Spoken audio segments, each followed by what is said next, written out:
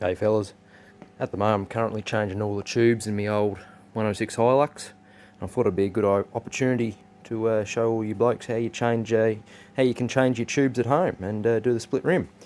Anyway, here's some of the basic tools you're going to need. Obviously, rubber mallet for bashing your tyre. Clamp depending on the width of your tyre. I've got a 255 here, so they're quite wide for the 5.5 inch rim here. So you do need to use that clamp to clamp the tyre down to get the ring around. You'll need a hammer, just any old steel hammer. You'll need 2 tyre levers. Now you can get these from super cheap. I think they're about 20 bucks each. They're not too bad. You just got to be careful of the ends here. I've broken that end off there, but that's all right because I use that as my bashing end with the hammer. So there. And one tip I've learnt just in recent days: talcum powder. It is bloody excellent for split rims.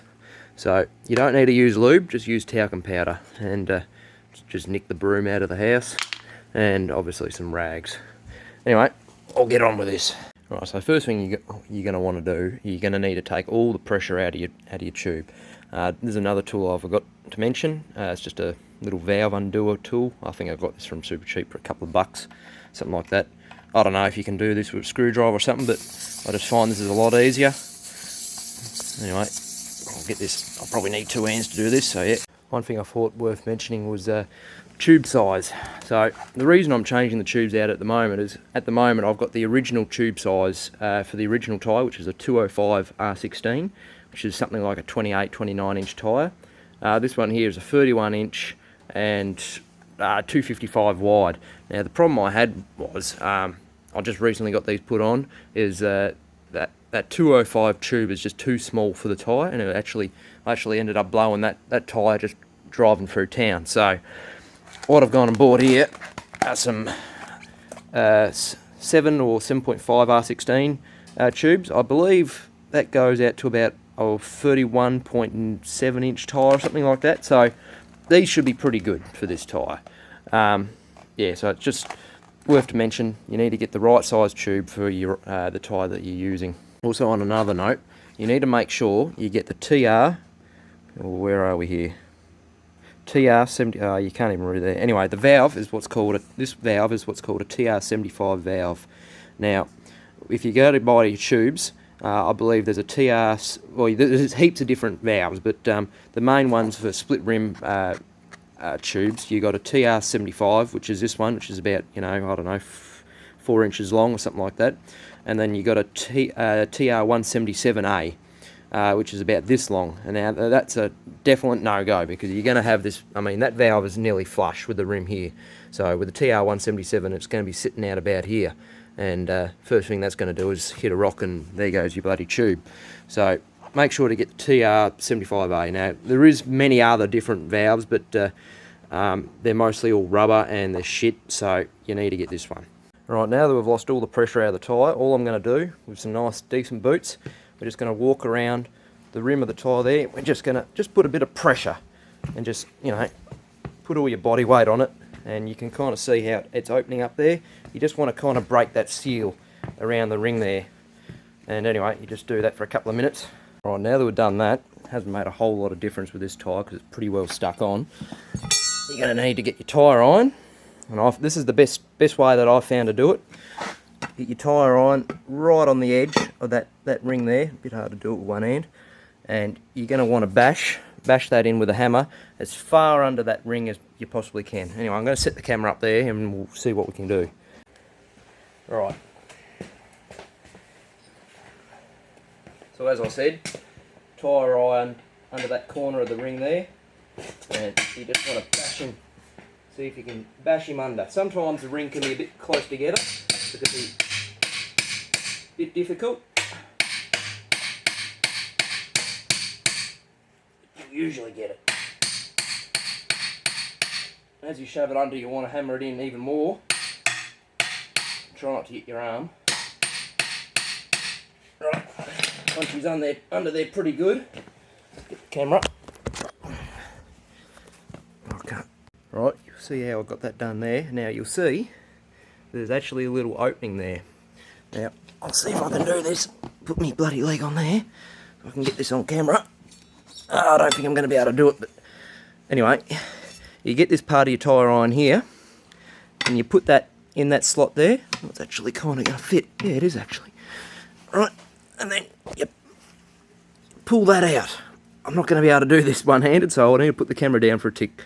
Right, as I was doing, you want to push down to this tyre iron just here, then you want to put this one in, right, like that, then push up, and then let this one go, and up it comes. Then what you want to do, put this one under here. They can be a bit stubborn sometimes. Try not to hit your leg. One thing I find to do, come around this side now, put him under there, and then you just want to work your way around. Sometimes this has actually come out pretty easy. You just want to work your way around until that ring pops like that. And there you go. Now this is the part I sometimes find is the most difficult, is getting that rim to pop up off the tyre. Sometimes you can be lucky, and as soon as you take that ring off, you can actually just lift the tyre straight off.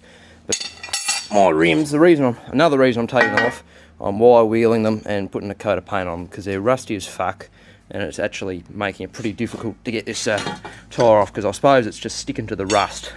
But the way that I'm doing it, it's a bit hard to do this one-handed.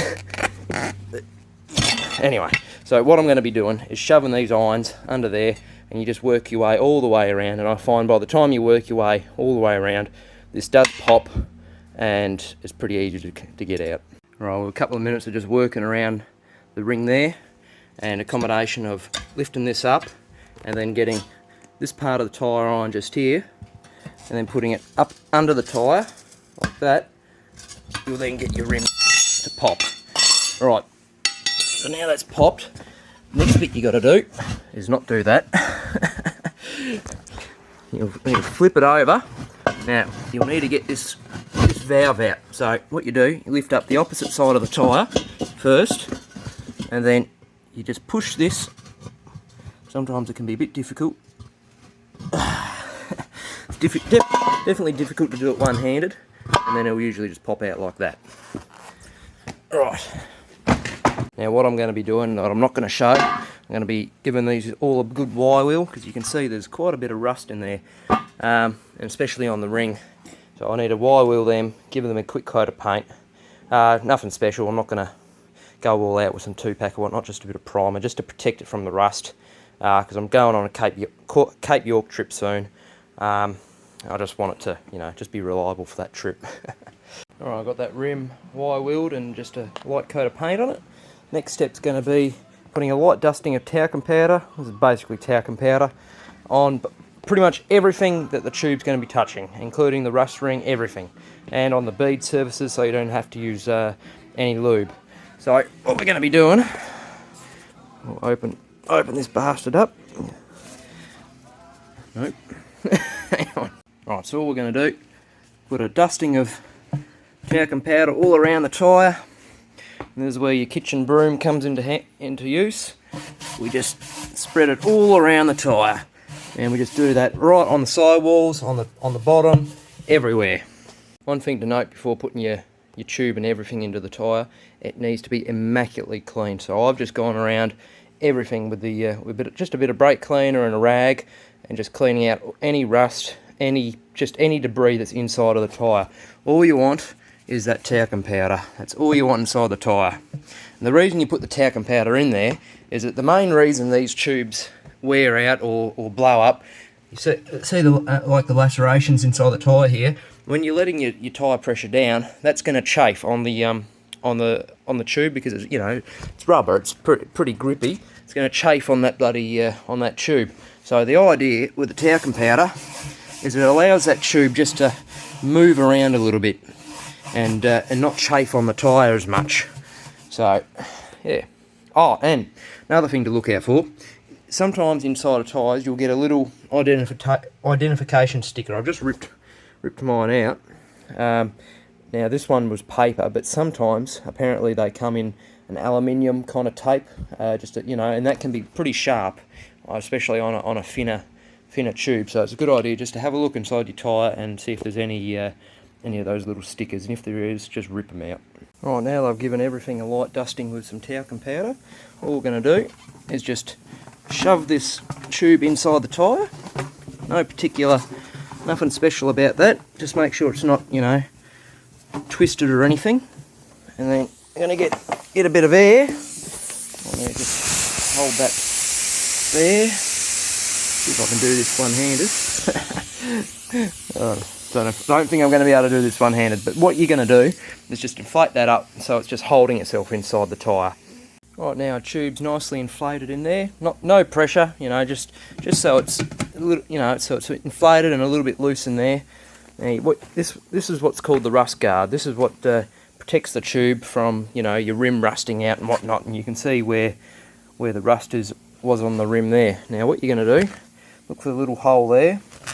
Chuck that over the valve. And then what you're going to do is tuck this in around the tube. Go all the way around and just fucking oath, it's difficult doing this one-handed, isn't it? Anyway, so yeah, you just tuck that around all around the tube. Make sure it's not pinched or anything like that, not twisted, just nice smooth around the tyre. Right, now this is where the fun begins, putting the rim back on the tyre. So what we're going to want to do, find your slot in your rim, line it up with this, and what I do is sit the opposite side of the tyre higher up, and it's just basically the opposite of how we took it off. So we're going to want to bend that. It's a bit hard to do one-handed, but I'll try and get it on camera. Right, now dependent on the width of your tyre, you're going to need some blocks of timber to sit the rim on, so the rim comes up, because at the moment, with that bead sitting so high above the rim, there is no way in hell you're ever going to get that bloody that ring to be seated on there. So what I do is you chuck it on the timber like so. Try to get it balanced up there. You want to that tube's come a little bit out of centre there. Now it's good. Alright, now you'll see that's come down a hell of a lot there, and this is where you want to get your ring on. Right, now this is the next important step with the split rim, is getting the location of where the split is. So all you need to do is go directly opposite the valve. So you just want to line him up. Doesn't have to be, you know, you just do the eye test. You don't really have to get the ruler out and whatnot. So I reckon that's pretty good. So all we're going to do now, feet in, we're going to step on this, the lower part of the ring here, and we're going to try slide him under. Now, probably a bit difficult with holding the camera. Now, once you get it under there, you're going to want to get your other foot and just come around here and give it up like that. Now you'll see that's actually holding there. Now this is where you're going to come into trouble with having a wider tyre. Now you might not see, but if I were to keep going around here, this ring's going to come up further up, and the bead of the tyre is actually going to come over the rim here. So this is where my clamp comes into place. You'll find that the bead's going to come up about a quarter of the way from where the split is. So all I do, get your clamp here. It's a bit difficult to do with one hand, so I'll just put it down for a tick. Something I just realised while doing that is you want to actually put your clamp on before you put your rim under the bead just there. So you'll see now how the bead is well below the rim there now. So we'll just do the repeat of what we just did. So bloody foot under there here. We'll try press him under. Bit difficult. Alright, now we're under there, come around. Alright, and you just work your way around the rim now. Put your foot where you last hit, and then give it a good hit in the next location. Right.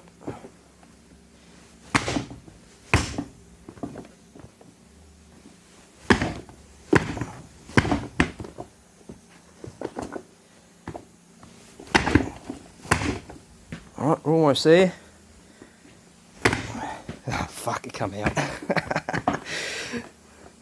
This is where it can be a little bit difficult. There we go, she's in. Right, now the first thing you're going to want to do is just grab a hammer.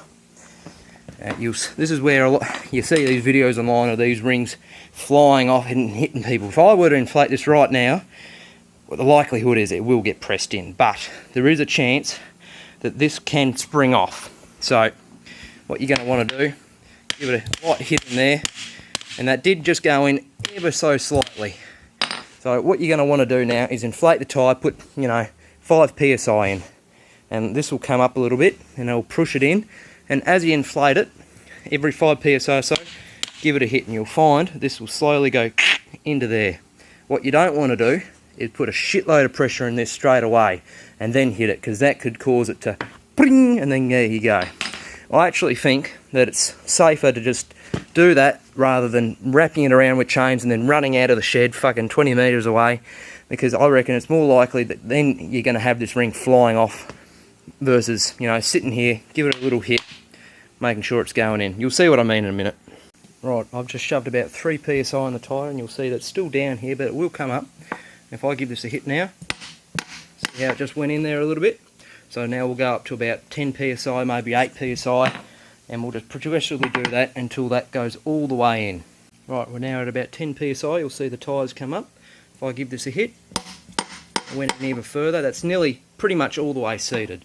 So I reckon 15-20 psi, and that's going to be, that's not going anywhere now. So by the time we get 15-20 psi in there and I've hit it all the way in, that is not going anywhere, and that is safe as far as I'm concerned. Alright, about 20 psi in the tyre now, we'll give that another hit. That's pretty much in all the way now. So the thing you're going to have trouble with a split rim, because you're not meant to well, this is a tubeless tyre, right? So it's not going to seat up to this tubed rim per se, as well as a tubeless rim. So you're going to have this area here where it's not quite seating up, but it's actually seating up perfectly around there. So this is where your rubber mallet comes into play. All you're going to do is, you can see here where the rim is seated and then it goes to not being seated. You just hit that to buggery, and you can see where it's actually already come up there. And this might take up to 5 minutes. It might take 10 minutes. But, most of the time, usually it'll come up pretty easy. Especially once you put, 40, maybe even 50 psi in there. And just give your ring a good hit, make sure she's nice and seated. Give that a hit with a hammer. That just went in a little bit further. That's seated.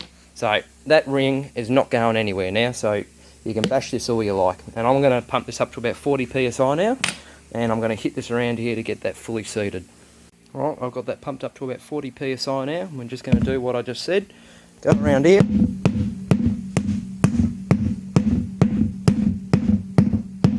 You can see how that's just seated up there. I'll come to about here, and you'll watch the difference here.